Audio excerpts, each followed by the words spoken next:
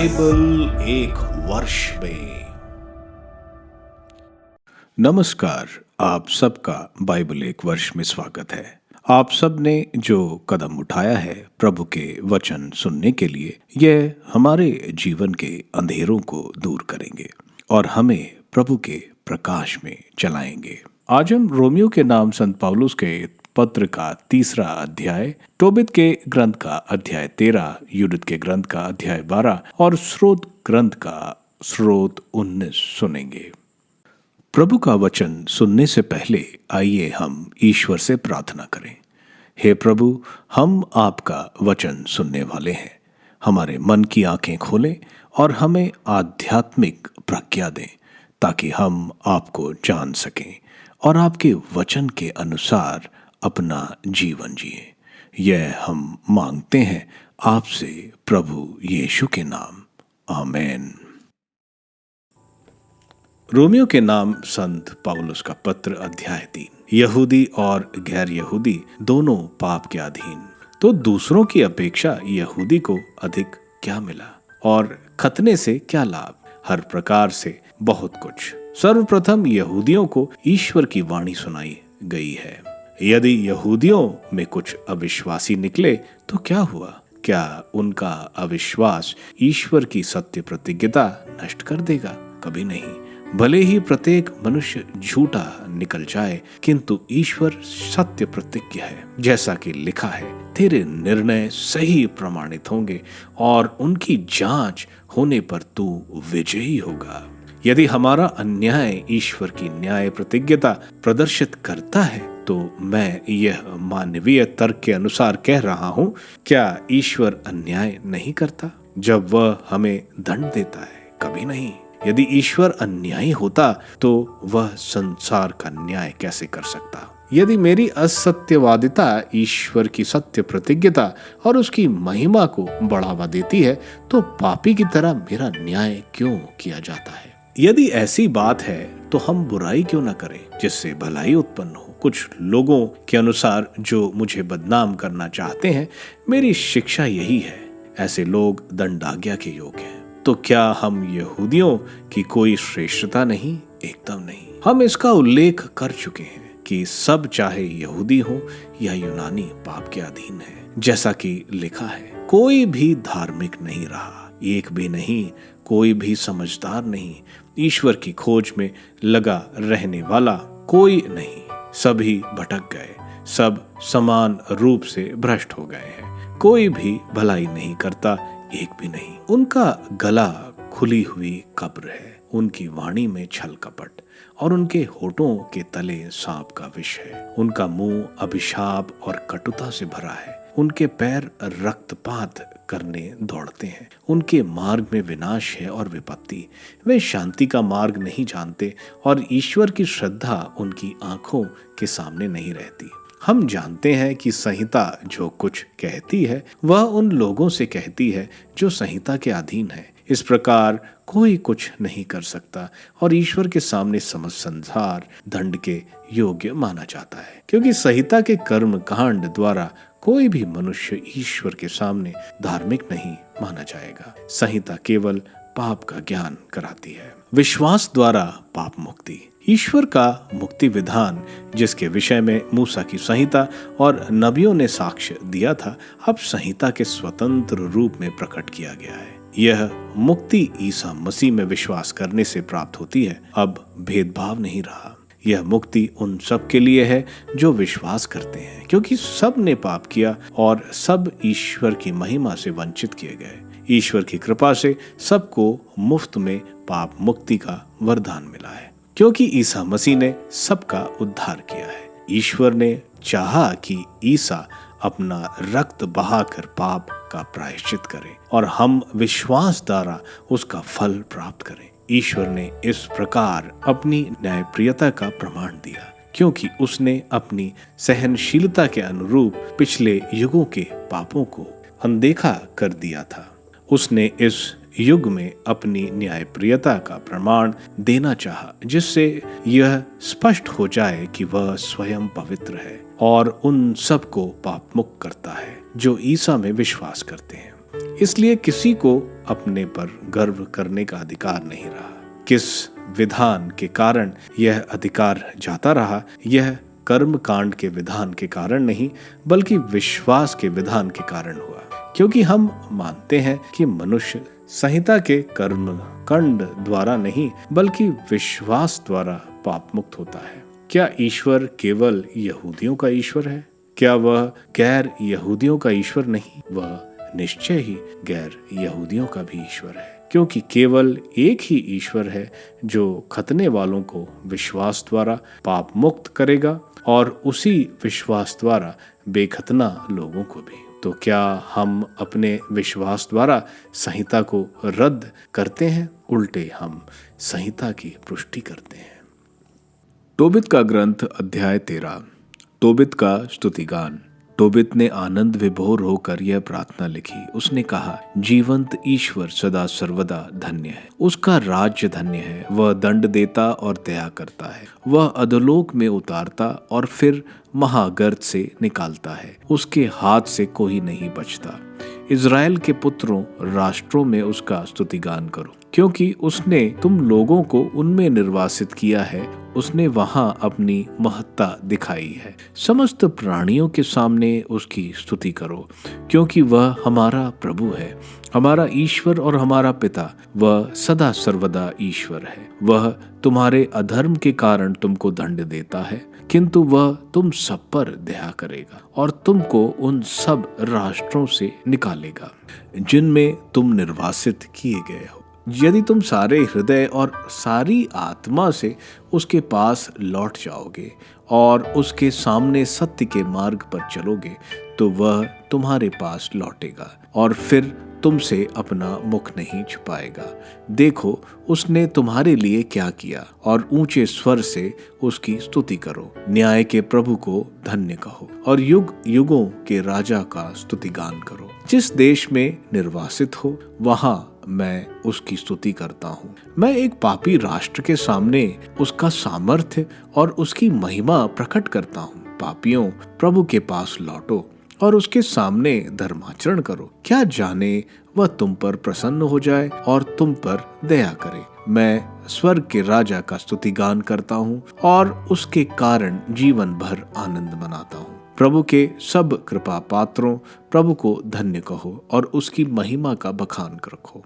आनंद मनाते हुए उसका स्तुतिगान करो। पवित्र नगर यरूशलेम, उसने तेरे पापों के कारण तुझे दंड दिया। प्रभु की दयालुता की स्तुति करो और युग युगों के अधीश्वर को धन्य कहो, जिससे तुझ में उसके मंदिर का पुनर्निर्माण हो। वह तेरे निर्वासितों को लौटाकर तुझे आनंदित करे और जो दुखी थे उन सबको युग युग तक प्यार करे। एक उज्जवल ज्योति पृथ्वी के सीमांतों तक चमकेगी। दूर दूर के राष्ट्र तेरे पास आएंगे। प्रभु के पवित्र नाम के कारण वे पृथ्वी के सीमांतों से आएंगे और हाथ में उपहार लिए स्वर्ग के ईश्वर को अर्पित करेंगे।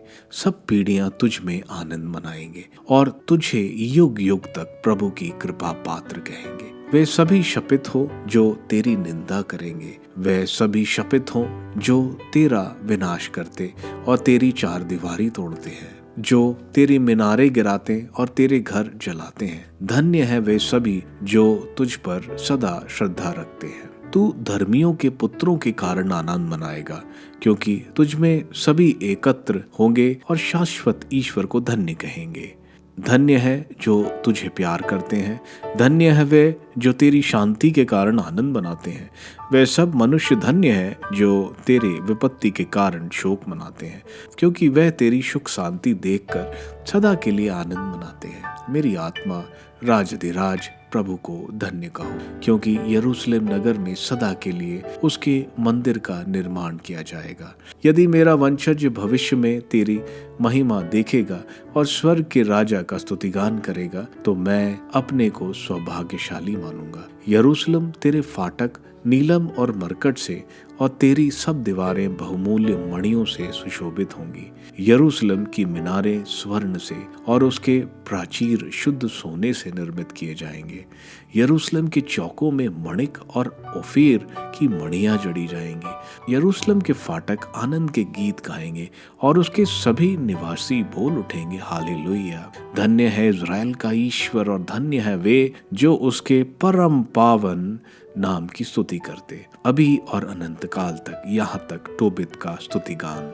जूडित का ग्रंथ अध्याय 12। तब उसने उसे अंदर वहां ले जाने की आज्ञा दी जहां चांदी के पात्र रखे थे, और उसे अपनी मेज का भोजन परोसने और अपनी अंगूरी पिलाने को कहा। परंतु यूदित ने कहा, मैं आपका भोजन नहीं खा सकती, कहीं ऐसा ना हो कि मैं पाप करूं। मैं जो लाई हूं वही खाऊंगी। इस पर होलीफरस ने उससे कहा, परंतु यदि तुम जो लाई हो वह खत्म हो जाए तो फिर तुम वैसा भोजन कहाँ से मिलेगा? क्योंकि हमारे यहाँ एक भी व्यक्ति ऐसा नहीं जो तुम्हारी जाति का हो और जिसके पास वही भोजन हो। यूदित ने उससे कहा, श्रीमान निश्चित रहें, जब तक प्रभु मेरे द्वारा यह कार्य जिसका उन्होंने निश्चय कर रखा है पूरा न करेंगे, तब तक आपकी दासी के पास जो भोजन है वह समाप्त नहीं होगा। इसके बाद होलीफरस के सेवकों ने उसे उसके तंबू में पहुंचा दिया। वह वहां आधी रात तक सोती रही। उसने प्रातःकालीन प्रार्थना से पहले उठकर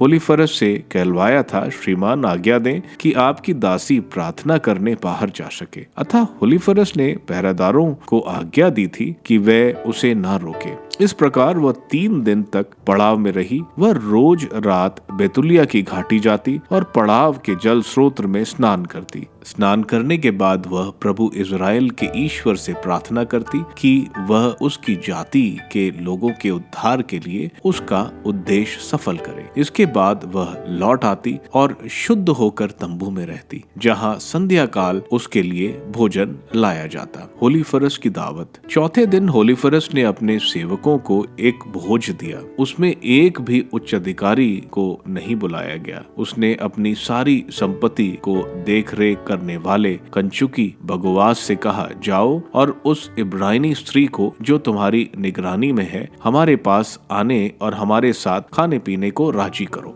यह तो हमारे लिए लज्जा की बात होगी कि हम ऐसी स्त्री से बातें किए बिना उसे जाने दें। हम उसे अपने प्रति आकर्षित नहीं करेंगे तो वह हमारा मजाक उड़ाएंगी। होलीफरस के यहाँ से उसके पास जाकर बेगाउस उससे बोला, सुंदरी, मेरे स्वामी के पास जाने में संकोच न कीजिए, उनके यहाँ आपका सम्मान होगा। आप हमारे साथ आनंद मनाते हुए अंगूरी पीजिए और नबूकदनेस्सर के महल में रहने वाली प्रतिष्ठित असूरी नागरिकों की पुत्रियों जैसे बनिए। यूदित ने उससे कहा, मैं श्रीमान का विरोध कैसे कर सकती हूँ? उन्होंने जो अच्छा लगेगा वह मैं तुरंत करूंगी और यह मेरे लिए जीवन भर गौरव की बात होगी। उसने उठकर अपने वस्त्र और अपने सब नारी सुलभ पहन लिए। उसकी दासी ने जाकर उसके लिए होलीफरस के सामने वह ऊनी कालीन जमीन पर फैला दिया जो बगोवास ने उसके दैनिक उपयोग के लिए दिया था, जिससे वह उस पर बैठकर भोजन करे। यूदित भीतर जाकर बैठ गई। उसे देखकर होलीफरस मुक्त होकर उत्तेजित हो उठा और उससे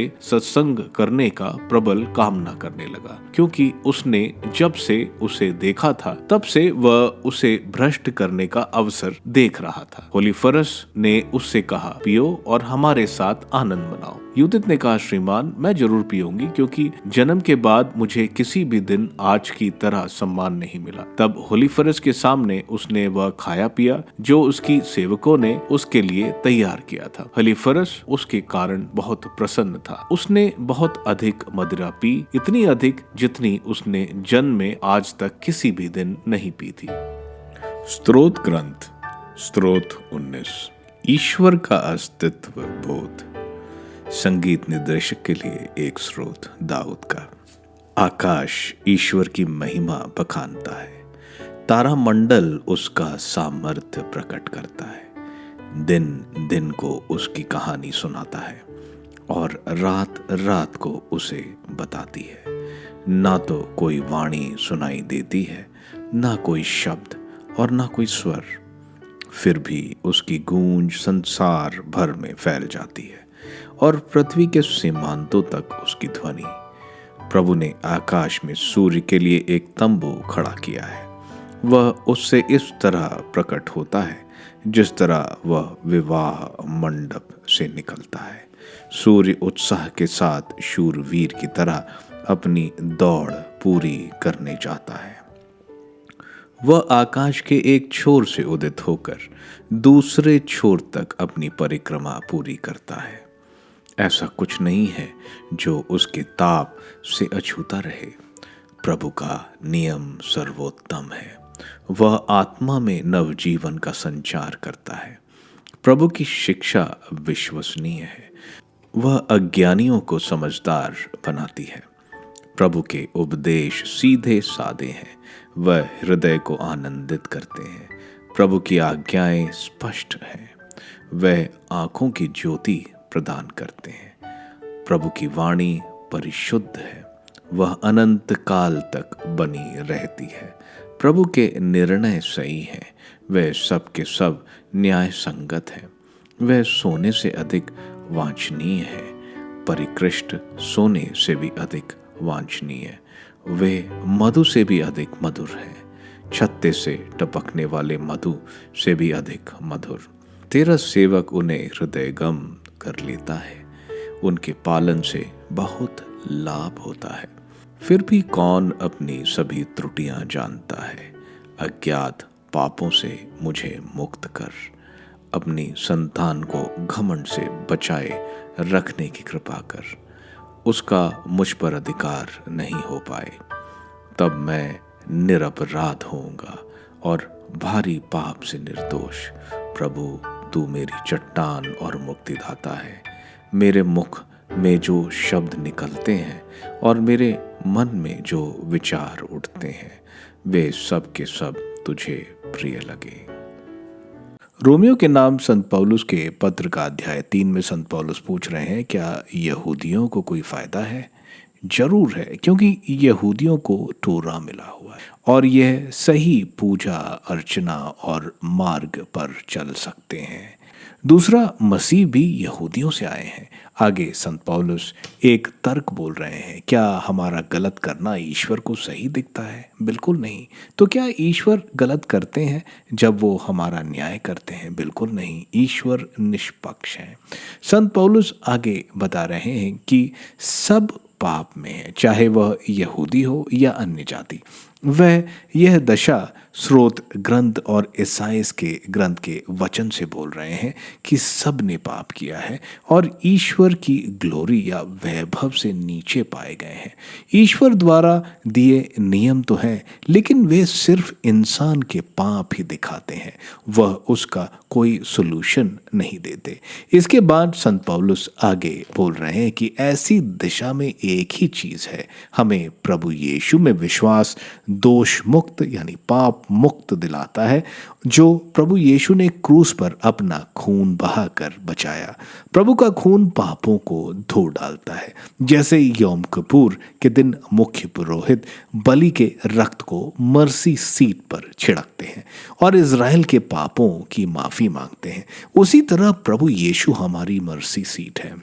प्रभु यीशु में विश्वास हमें दोष मुक्त करता है और ईश्वर की तरफ बढ़ाता है। प्रभु में विश्वास हमें आज्ञाकारिता, प्रेम और अच्छे कार्यों की तरफ बढ़ाता है। इसलिए ईश्वर जो निष्पक्ष है, वह यहूदी और अन्य जातियों को दोष मुक्त करेंगे। इस तरह यह अध्याय हमें संसार का पाप और उसकी मुक्ति प्रभु यीशु में है, वह बता रहा है। टोबित के ग्रंथ का अध्याय 13 में टोबित एक ईश्वर की प्रशंसा और धन्यवाद का गान गा रहा है। ईश्वर के न्याय, उनकी दया के बारे में बोला जा रहा है। यूडिथ के ग्रंथ के अध्याय 12 में होलीफरस यूडिथ को उसके साथ खाने को बोलता है, लेकिन वो जो अपने घर से लाई थी वही खाना चाहती है। वह सवेरे सवेरे प्रार्थना करने जाती है, जिसकी परमिशन होलीफरस उसको दे देता है। होलीफरस यूडिथ पर मुग्ध था, इसलिए वो एक दिन सब दासों को भोजन रखता है जिसमें उसके कोई सिपाही नहीं होते, यानी कोई सुरक्षा नहीं। वह यूडिथ को बुलवाता है। यूडिथ सच सवर कर आती है और होलीफरस हम देखते हैं नशे में चूर होता है। स्रोत ग्रंथ का 19वां स्रोत एक प्रज्ञा का स्रोत है, जो ईश्वर के वैभव को जो उनकी सृष्टि दिखाती है। ईश्वर की इच्छा उनके नियम में हमें देखने को मिलते हैं। स्रोतकार अपने छुपे पापों की क्षमा, पाप जो उसने अहंकार में किए हैं उसकी माफी मांग रहा है। ईश्वर जो हमारे गढ़ और मुक्तिदाता है, उनसे माफी मांगी जा रही है। आप सबको धन्यवाद ईश्वर के वचन सुनने के लिए। मैं आपसे विनती करता हूं कि आप बाइबल एक वर्ष में को दूसरों के साथ शेयर करें, क्योंकि प्रभु का वचन स्वयं प्रभु यीशु है। प्रभु को दूसरों को देने वालों को प्रभु की आशीष जरूर मिलेगी। मैं आप सबका बड़ी बेसब्री से कल इंतजार करूंगा। धन्यवाद।